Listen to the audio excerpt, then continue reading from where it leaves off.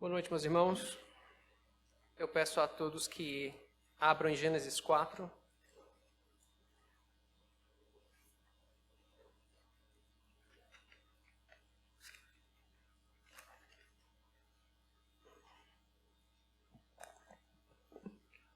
Gênesis 4, nós vamos ler o capítulo inteiro.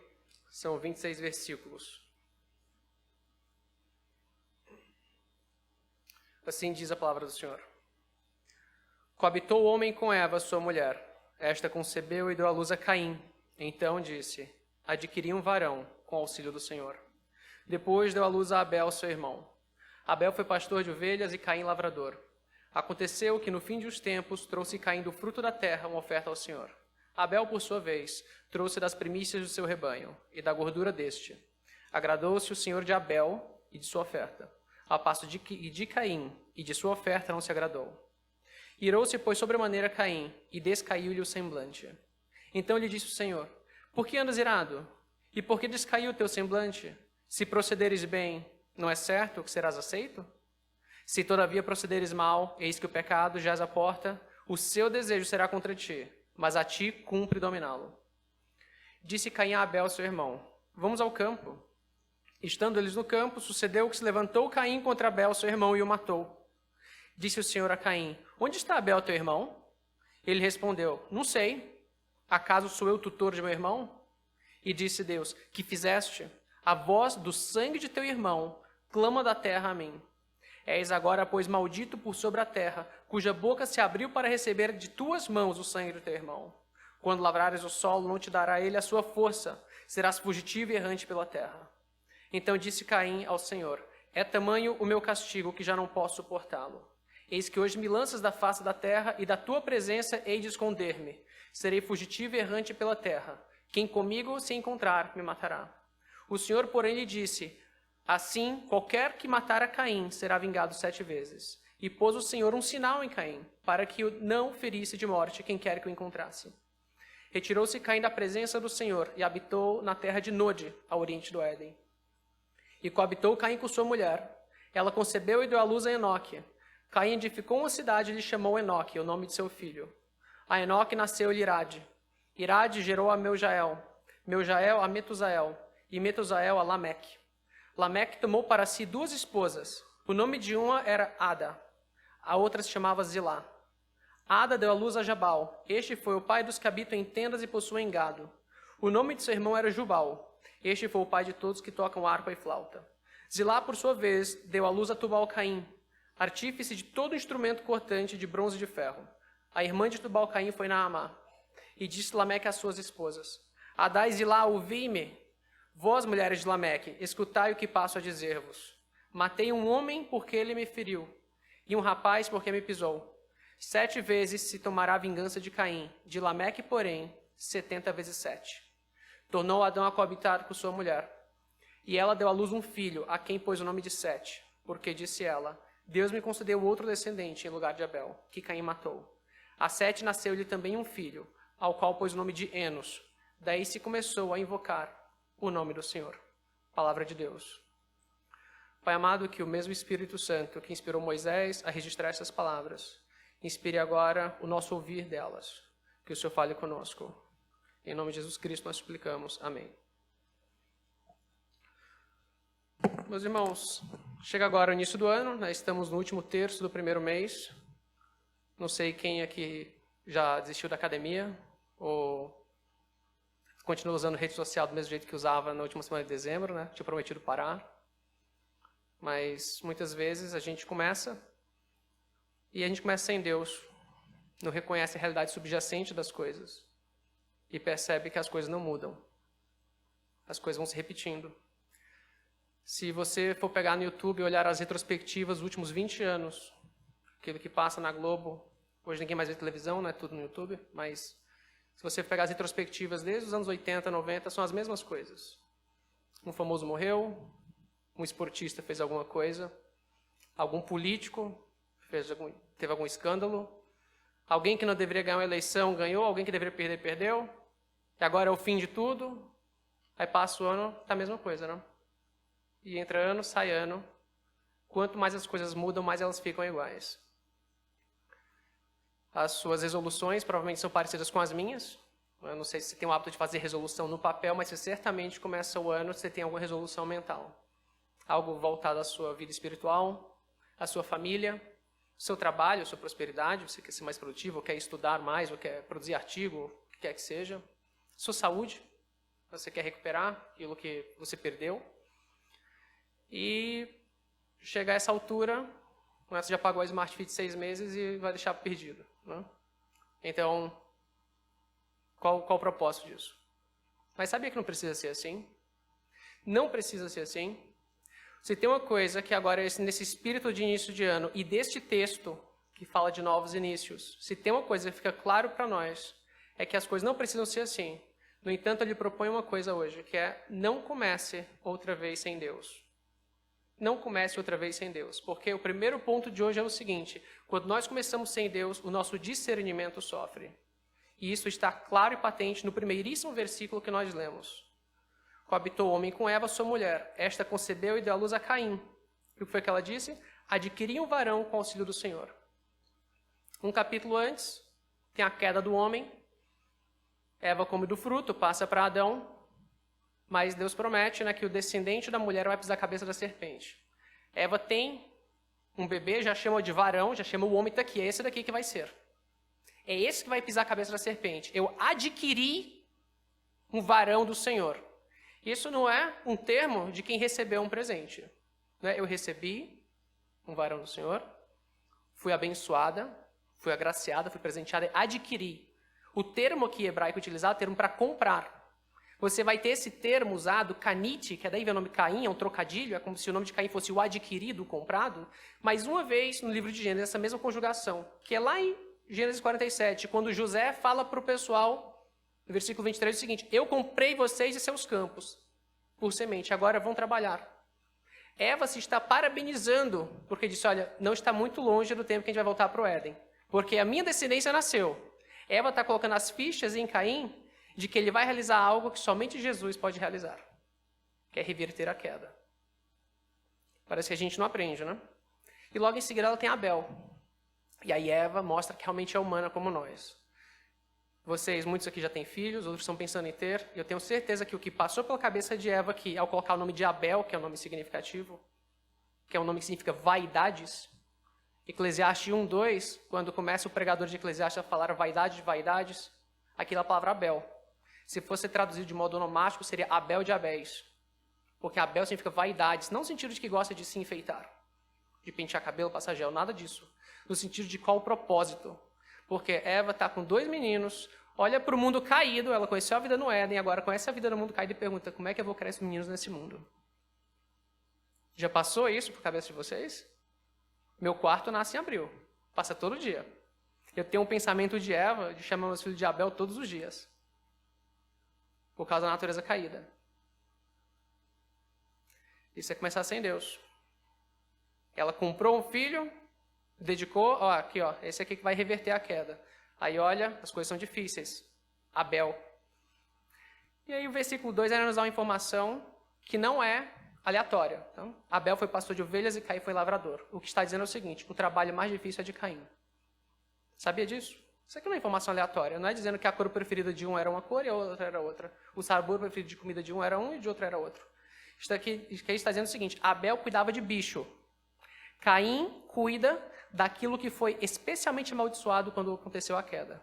Só olhar em Gênesis 3:17, só olhar aqui. O que Deus fala a Adão? Maldita é a terra por tua causa, em fadiga obterás dela o sustento durante os dias de tua vida. O trabalho de Caim é bem mais difícil. Toda a criação sofre com a queda. Mas não foram os céus que tiveram uma maldição específica, não foram as águas, não foram os bichos, foi a terra. E o que é que Caim vai fazer? Ele vai lavrar o solo. Lavrador no hebraico é justamente um servo do solo. E aí chega essa oferta, versículo 3, no fim de um tempo. E nós costumamos aprender, pelo menos eu cresci assim, né? Que Caim foi recusado porque ele deu dos restos. Já Abel deu das primícias. Vocês já ouviram essa história? Tem nada escrito aqui disso, né? Nada. Só que do fim de um tempo, Caim levou do fruto da terra e Abel levou da primícia do rebanho e da gordura deste. Qual que era o sacrifício que era mais difícil? chamava mais atenção?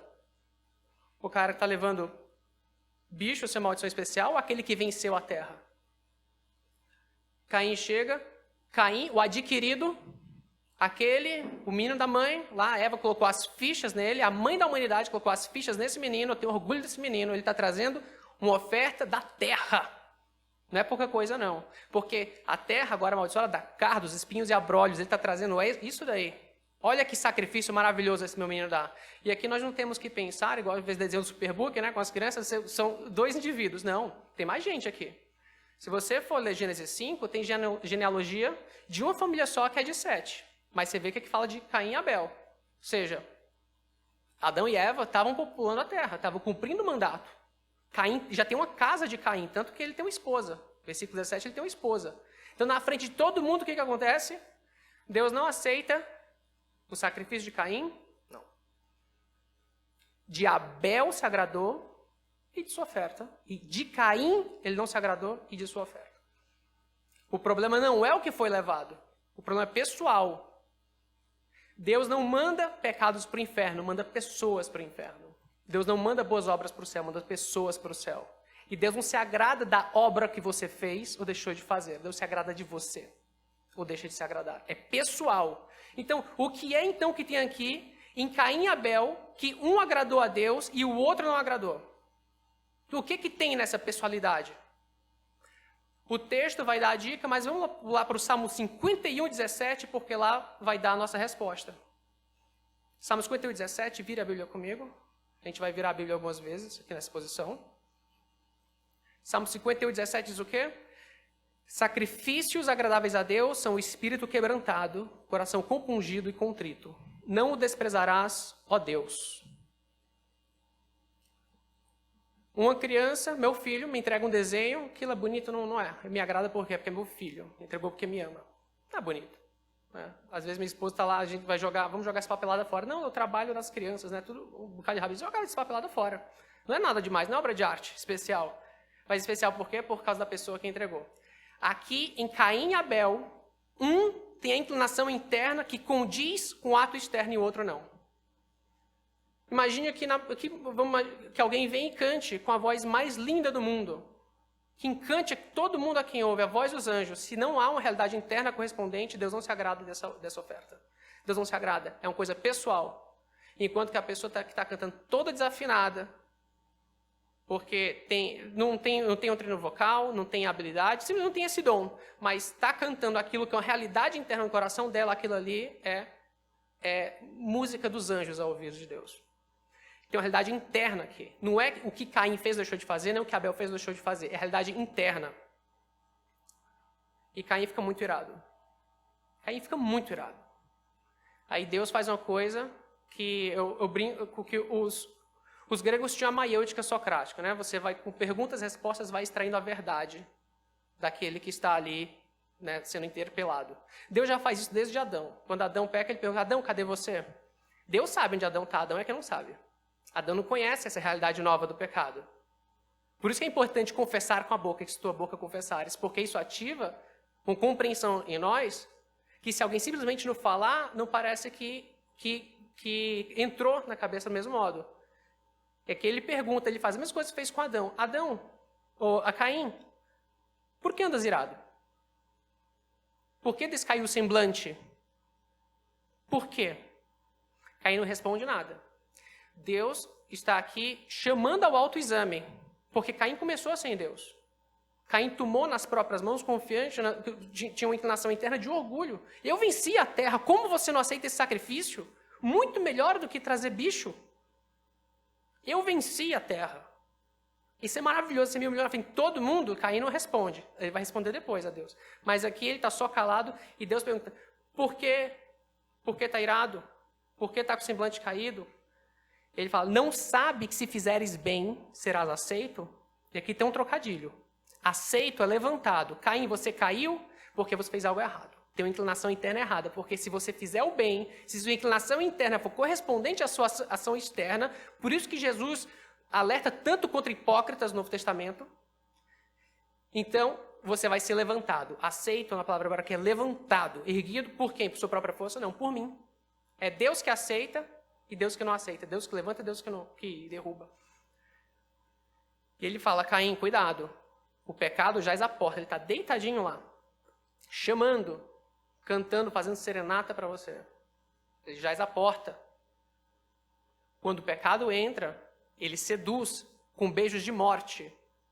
Ele está falando, Caim, cuidado. Esse se fizeres bem não serás aceito é um chamado ao autoexame. Algo que nós fazemos, por exemplo, sempre que vamos ter a ceia, lemos 1 Coríntios 11. O chamado ao autoexame. E Caim, então, o que ele faz? Ele se recusa a fazer esse autoexame. Ele se recusa. Porque o autoexame, ele revela o mesmo pecado que Adão e Eva tiveram. E existe até hoje, né? Somos nossos pais mesmos, que é o querer ser igual a Deus. É o querer fazer aquilo que é competência exclusiva de Jesus e do Espírito Santo. Só Jesus pode remover pecado. Eva, sinto muito, Caim não é a descendência da mulher que vai pisar a cabeça da serpente. E só o Espírito Santo muda pessoas.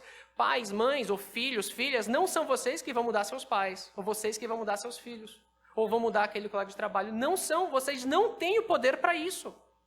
Vocês vão se frustrar. Vocês vão estar começando com inclinação interna de orgulho, achando que são capazes, vão pôr a perder. Porque quando nós começamos sem Deus, nós sofremos o nosso discernimento. Então você tem suas resoluções, reconheça que é muito interessante mudar hábitos, é muito interessante buscar ajuda, façam isso. Mas você tem de reconhecer o pecado subjacente que tem aí. Saúde, reconheça que você abusou do templo do Espírito Santo. Você não está sofrendo por acaso. Não é só mudança de hábito, senão isso vai ser dar banho no porco, que logo depois volta à lama onde estava. Relacionamentos, família, isso eu estou até falando para mim, porque eu falo que meus filhos estão desobedientes, olha, eu vou arrancar essa desobediência de você. Eu não vou. Você não vai fazer isso, você só vai afastar. Você não consegue fazer o papel do Espírito Santo, você não consegue, você não tem essa prerrogativa, você está começando sem Deus, seu discernimento está turvado. A questão de dívidas, prosperidade financeira, reconheça que houve responsabilidade. Diga, Deus, eu entrego aqui, ó. Eu entrego, não consigo. É produtividade, você tem que ser um estudante melhor, tem que ser um profissional melhor. Reconheça que a preguiça é um pecado. Se você não começar de que há um pecado subjacente que contamina a humanidade caída, não vai haver mudança perene. Não vai, você vai estar começando sem Deus. O seu juízo está turvado, seu discernimento está sofrendo. Por quê? Porque você não entrega. A entrega é o antídoto para isso. Eva começou já dizendo o quê? Adquirir. Começou errado. Não é a sua força. Caim chegou, eu venci a terra, toma. Olha que sacrifíciozão. Não é assim que vai ser. Porque quando nós começamos sem Deus, nosso discernimento sofre. Só tem um que pode mudar isso daí, que é aquele que renova nossa mente, nosso discernimento. Então entregue-se para começar com Deus. Porque quando nós começamos sem Deus, nosso discernimento sofre. Esse foi o primeiro ponto. Mas Caim parece que não aprendeu. Ele dissimulou. Chegou um tempo, versículo 8, Abel, vamos para o campo. Ele está começando sem Deus de novo. E o segundo ponto de hoje, quando nós começamos sem Deus, nós agimos em prejuízo próprio. Abel vai morrer, mas quem sai no prejuízo aqui é Caim. Ele chama Abel, veja, o que começou com orgulho, virou ira, virou hipocrisia, virou dissimulação e vai virar assassinato. Quando nós começamos sem Deus, nós agimos em prejuízo próprio. Ele dissimula, a gente não sabe quanto tempo passou entre o 7 e o 8, mas foi tempo suficiente para Caim maquinar um esquema de castigar suas frustrações. E ele vai e mata Abel. E aí tem aqui um dos diálogos mais interessantes da Bíblia. Mais interessantes da Bíblia. Chega Deus de novo, naquela maiêutica divina dele, ele pergunta algo cuja resposta ele já conhece. Ô Caim, cadê Abel? Cadê Abel? Dessa vez Caim responde. No primeiro ponto, Caim não respondeu, agora ele vai responder. E ele fala, não sei, acaso sou o tutor de meu irmão? Isso não é só uma respostinha atravessada, mal criada. Não é. Isso aqui ele está chamando Deus de incompetente. Vocês sabiam disso? Vou mostrar para vocês. Isso aqui, Deus, se você é um incompetente. Sabe por quê? O termo aqui que tem para tutor de meu irmão, guardador de meu irmão, ele é um termo que, quando é utilizado, por exemplo, em Gênesis 2, o homem guarda o jardim. Gênesis 1, 26 a 28, o homem tem domínio sobre os bichos. O homem guarda a criação. Mas homem não guarda homem. Quem é que guarda homem?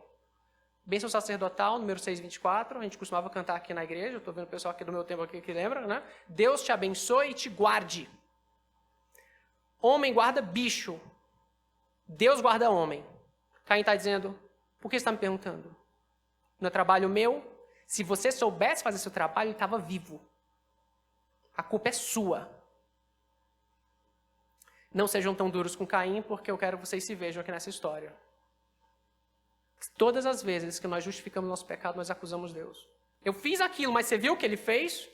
Então peraí, a culpa do pecado porque a providência divina que colocou o cara lá? Deus é culpado pelo seu pecado? Pior, quando nós murmuramos. Vocês sabiam que assim, no dicionário, o antônimo de murmuração pode ser ceticismo ou descrença. Teologicamente falando, não é. É murmuração. Porque você está dizendo o seguinte para Deus: você é tão ruim no que faz, você é péssimo em ser Deus. Porque se fosse eu no seu lugar, nesse trono, eu colocava ordem nesse assunto. Não estava acontecendo isso. Você não guarda bem os homens. Eu quero que vocês se enxerguem aqui. Porque Caim, ele é humano caído como nós. Essa história foi escrita, não foi só para ser desenhozinho animado da escola dominical infantil. Você tem que se enxergar em Eva, tem que se enxergar em Caim. Depois dessa resposta, o que Deus faz? Que fizeste. A voz do sangue do teu irmão clama da terra a mim. O sangue inocente engasgou a terra. Qual que é a maldição que vai ter agora? Se em Gênesis 3,17, Deus fala para Adão, maldita é a terra, agora é pior. Agora, Gênesis 4,11 é o quê? Tu és maldito da terra. A maldição estava sobre a terra. Agora essa maldição é canalizada na pessoa de Caim. Tu és maldito sobre a terra. Agora, quando você plantar, o solo não vai dar sua força. Não é porque a terra está amaldiçoada, é porque é você que está plantando. Não há lugar nenhum para o qual você pode ir que você vai se livrar dessa punição. Nenhum. Outra coisa, quem trabalha o solo é sedentário, não é nômade. Não é nômade. E qual que é a punição dele agora? Serás fugitivo e errante pela terra. Tudo aquilo que você passou as últimas, décadas treinando para fazer, que era dominar o solo, porque ele é lavrador do solo, ele é um servo do solo, tudo aquilo que você passou dominando, fazer, se jogou por terra. Porque agora você vai ser nômade. Você não vai mais se fixar. Você vai ver um estilo de vida que não era o que você queria. Isso é muito pesado, porque o melhor modo de você arruinar aquilo que você quer melhorar é você começar sem Deus. Quer arruinar sua família? Comece sem Deus. Comece sem Deus. Caim matou Abel, Caim afrontou Deus. O único aqui que saiu perdendo foi Caim. Porque quando nós começamos sem Deus, nós agimos em prejuízo próprio. E Caim fala, como é que eu vou viver? Você me condenou à morte, né? Por que não me matar logo de uma vez? Tirou meu estilo de vida, tirou tudo que eu sei fazer. Aí ele fala, é tamanho meu castigo, já não posso suportá-lo. Ou seja, eu vou morrer. E eis que hoje me lança da face da terra. Ele percebe que o maldito é ele. Não tem lugar que ele vai encontrar paz. Ele está fugindo. E todo que se encontrar com ele vai querer matá-lo, vai querer vingar. Lembra que assim como Caim tinha uma casa, tinha uma mulher e tal, você tem outros humanos que querem vingar, um vingador de sangue. Mas Deus ainda se apieda. Versículo 15, né, ele diz, não, calma. Eu vou colocar um sinal, uma marca, que qualquer que vira a marca não vai matar você. Muita gente, ao longo da história, especulou que marca é essa, se era couro de pele, se era alguma coisa. Para mim, o que isso aqui é um sinal visível o suficiente e horrendo o suficiente que mostra o seguinte, Deus odeia homicidas. Caim já está sob punição. Se você vier vingar Caim, você vai ser homicida. Então você vai enxergar aquela marca, vai ver quão horrível é o pecado em Caim e vai dizer, eu não vou fazer isso, porque eu não quero essa marca em mim. É fácil ver o pecado nos outros. É fácil ver o pecado nos outros. Muito difícil ver o pecado em si. Eu quero que vocês se enxerguem nessa história. Você fica com raiva de Caim, você quer vingar Abel. Pera, você é humano caído também. Você tem o mesmo pai e mãe que ele. Quando nós começamos sem Deus, nós agimos em prejuízo próprio. E é interessante que o nosso corpo somatiza isso daí. Enquanto calamos, nosso pecado se esmiuçaram nossos ossos. Nós somatizamos isso, nós sofremos isso no nosso próprio corpo. Você perde sua família, você perde porque você não quer, você você se sente tão injustiçado, está tão amaziado com o seu pecado, que não quer pedir perdão, não quer confessar. Tudo o que Deus está falando aqui é pedindo confissão. Cadê Abel? Que fizeste? E Caim não confessa, não dá braço a torcer. Assim como a entrega era a solução para quando nós queremos começar sem Deus e nós temos um discernimento turvado, agora também é a confissão que faz com que quando nós começamos sem Deus e nós estamos agindo em prejuízo próprio. Você quer parar? Confesse o pecado, entregue para aquele que consegue, cujo sangue clama coisas maiores do que Abel. Hebreus 12, 24 fala justamente isso. Vocês vieram a Jesus, o sangue da aspersão da aliança que clama coisas maiores que o de Abel. Se Abel, o sangue justo derramado, engasgou a terra, agora Jesus Cristo, o sangue justo derramado, cura a terra. Levanta o homem de volta para onde ele estava. Ele reabilita o relacionamento do homem com Deus. Não é tarde demais. Ah, não, agora meu filho já não quer mais saber de nada. Ou meus pais também já não querem saber disso daqui. Eu trabalho, eu já fechei todas as portas lá onde eu trabalho, onde eu estudo, por causa de um erro que eu fiz. Confesse. Entregue a Deus. Se você realmente for começar sem Deus outra vez, os seus esforços são malfadados. Por mais vigorosos que sejam. Se você confessar o pecado, aí você tem alguma chance. Você tem até garantia da vitória. Muito mais do que uma mera chance. Quando começamos sem Deus, agimos em prejuízo próprio. O terceiro ponto, que vai agora, do versículo 16 até o final, é que quando nós começamos sem Deus, o efeito do pecado recrudesce. Ele piora. O pecado não se contenta. Não se contenta. Isso a gente vê logo em Caim. O que acontece? Versículo 16, Deus demonstrou misericórdia a Caim. Ninguém vai matar você. Eu não vou matar você. Você só vai viver errante. A primeira coisa que ele faz é foge de Deus. Fogem para um lugar tão longe que Nod, em hebraico, significa fuga, descampado. É tão longe que ele foi, correu tanto com a família dele, correu tanto, mais tanto, que não tinha nem nome o lugar. Deram o nome lá depois que Caim chegou. Qual que é o nome daquela terra? A terra da fuga. Ele foi longe. Ele acha que tem algum lugar na terra em que Deus não tem seus olhos. Aquela inclinação dele lá no início, de um coração orgulhoso, eu venci a terra, eu sou adquirido da minha mãe, sou eu que vou levar-nos de volta ao Éden. Essa inclinação interna gerou não apenas ira, homicídio, gerou blasfêmia. Ele tem uma ideia pequena de Deus. Você não consegue fugir de Deus. Impossível. Mais ainda, ele recusa a punição de Deus, porque fala que ele habitou essa terra. Uma tradução melhor seria ele se fixou. Ele era para ser nômade, pois eu vou me fixar, vou ser sedentário sim, mas longe de Deus para ele não me perturbar. Versículo 17 diz que ele edificou uma cidade. Ele não confia na proteção que a marca de Deus faz. Quando você constrói uma cidade, você está buscando proteção. O Brasil tem 81% de população nos centros urbanos. Tem uma série de fatores para isso, desde a nossa industrialização dos anos 60 para cá, mas um dos grandes fatores foi justamente o quê? Violência no campo. Você constrói uma cidade, você quer proteção, você quer as conveniências da cidade. Caim esnoba Deus, Caim se recusa a aceitar a punição e ainda toma de novo as ações nas suas próprias mãos. Constrói uma cidade e bota o nome do filho dele. Ele está começando de novo sem Deus. Parece que ninguém aprende, né? Esse Caim descontável. Nós não, né? Esse Caim, de novo, não, resolução desse ano de Caim, eu vou começar de novo sem Deus. Agora vai, né? E não é só em Caim que o pecado recrudesce. Porque quando nós começamos sem Deus, afeta muito mais do que nós. Passam 5 gerações e você tem Lameque. Se Gênesis 2, 20 a 25, diz que o homem sai da sua casa, junta-se a uma mulher e forma os dois uma só carne, o que Lameque faz? Eu pego 2 mulheres. Ada e Zilá, o primeiro bígamo. Que negócio de Deus o quê? Ele mandou ter uma, eu vou ter 2. E é violento. E artista.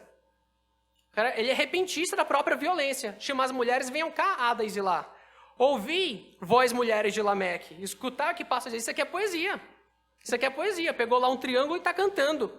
Que eu matei um homem porque ele me feriu.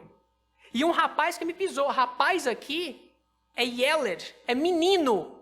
Não era um rapaz da UPA, era da UCP. Eu matei uma criança porque esbarrou em mim. Tá vendo como eu sou violento? Isso é a 5ª geração de Caim. O pecado não se satisfaz só com você. Ele vai destruir você e tudo que tem ao redor. O pecado contamina a criação inteira. Você acha que não vai contaminar a sua prole?